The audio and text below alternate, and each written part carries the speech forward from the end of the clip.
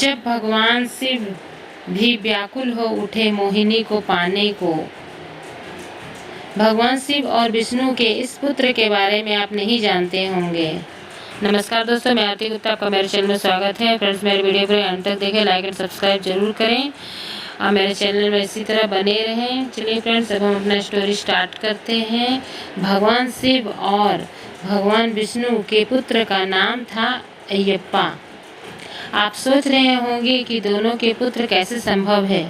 दरअसल अयप्पा भगवान विष्णु अवतार मोहिनी और भगवान शिव के पुत्र थे, इसीलिए इन्हें हरिहर पुत्र के नाम से भी जाना जाता है। फ्रेंड्स, चलिए हम लोग शुरुआत से जानते हैं कि ये कैसे, कहाँ से वो पुत्र का जन्म हुआ।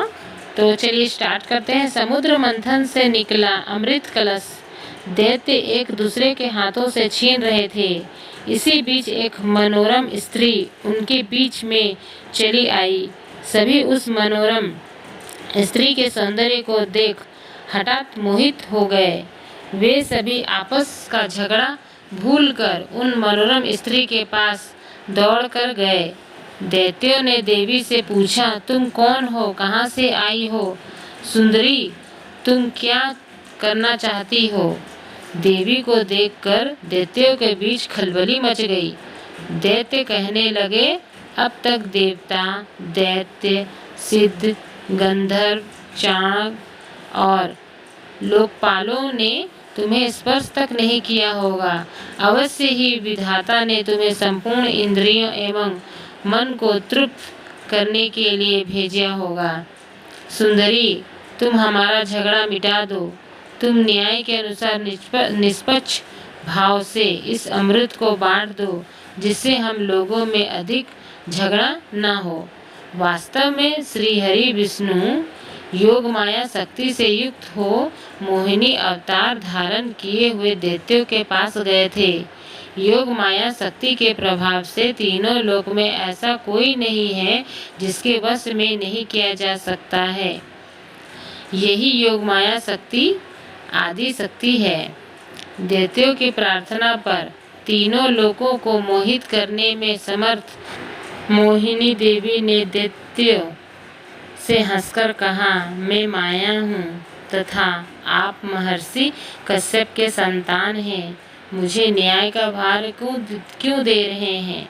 बुद्धिमान पुरुष को स्वेच्छाचारी स्त्रियों पर कभी विश्वास नहीं करनी चाहिए। मोहिनी देवी की परिहास भरी वाणी दैत्यों को और अधिक आश्वस्त कर गई और उन्होंने अमृत से भरा कलश उनके हाथों में दे दिया। मोहिनी देवी ने अमृत का कलश अपने हाथों में ले लिया। दैत्यों से कहा, मैं जो भी करूं, फिर चाहे वो उचित हो या अनुचित, अगर तुम्हें स्वीकार हो तो तुम अमृत बांट सकती हूँ। उनकी मोहयुक्त मीठी बात सुनकर सभी दैत्य देवी मोहिनी के प्रस्ताव पर सहमत हो गए। मोहिनी देवी ने अगले दिन अमृत पान करने की सलाह दी।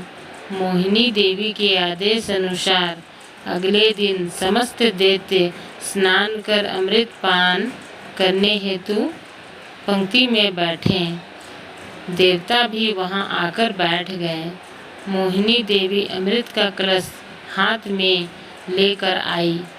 वे बड़ी ही सुंदर साड़ी पहने हुए थी। आँख नसीली हो रही थी। कलश के समान स्तन तथा गज शावक के सूंड के समान जंघाएं थी। देवी के स्वर्ण नुपुर अपनी झनकार से सभी को मोहित कर रही थी। सुंदर कानों में कुंडल थे तथा उनकी नासिका, कौपल और मुखाबिंद बहुत ही मनोरम थे। बाद में भगवान के इस मोहिनी अवतार ने देवों को अमृत पान कराया और दैत्यों के साथ छल किया। उधर जब भगवान शिव ने सुना कि श्री हरि ने दैत्यों को मोहित कर देवताओं को अमृत पिलाने के लिए स्त्री रूप धारण किया, वे उस स्थान पर गए जहाँ भगवान श्री हरि निवास करते थे। वहाँ जाकर शिव जी ने भगवान श्री हरि की स्तुति वंदना की। श्री हरि ने शिव को दैत्य को मोहित करने वाले मोहिनी रूप दिखाया। एकाएक शिव जी एक रंग बिरंगे फूल से भरे उपवन में पहुंच गए। वहां उन्होंने बड़ी ही सुंदर पराधन पहने हुए, कमर में करधनी पहने हुए एक सुंदर स्त्री को क्रीड़ा करते हुए देखा। उन देवी को लज्जा भाव से मुस्कुराते तिरछी नजर से शिव जी की ओर देखा। बस फिर क्या था, कामदेव को भस्म करने वाले भगवान शंकर का मन उनके हाथ से निकल गया। वे मोहिनी देवी को निहारने लगे। उनकी चितवन के रस में डूब शिव जी इतने भावतुर हो गए कि उन्हें अपने आप की भी धुन नहीं रही। जहाँ भगवान शंकर की मोहिनी देवी पर आंख लग जाती थी, लग ही रही थी कि उनका मन वही स्मरण करने लगा था। वे मोहिनी देवी के अत्यंत आकृष्ट हो गए थे। उन्हें मोहिनी भी अपने प्रति आसक्त जड़ पड़ती थी। उनके हाव भाव के शिव जी के विवेक शून्य हो गया था तथा वे कामातुर हो गए। अपनी वैरी कामदेव से मानो परास्त होकर भगवान विष्णु के मायामय मोहिनी रूप को जानकर भी पीछे दौड़ने लगे। मोहिनी रूप धरे विष्णु और शिव के ससंगर्ष से भगवान अयप्पा का जन्म हुआ। अयप्पा की दक्षिण भारत में विशेष रूप से पूजा की जाती है। पार्वती जी का ख्याल त्याग कर शंकर मोहिनी के पीछे लग गए। उन्होंने उन्मुक्त होकर मोहिनी के केस पकड़ लिए। मोहिनी अपने केस को छुड़वाकर फिर वहां से चल दी। शंकर भगवान फिर उनके पीछे पीछे दौड़ने लगे।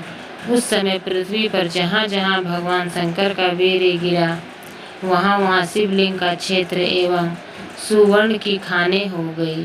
तत्पश्चात यह माया है, ऐसा जानकर भगवान शंकर अपने स्वरूप में स्थित हुए।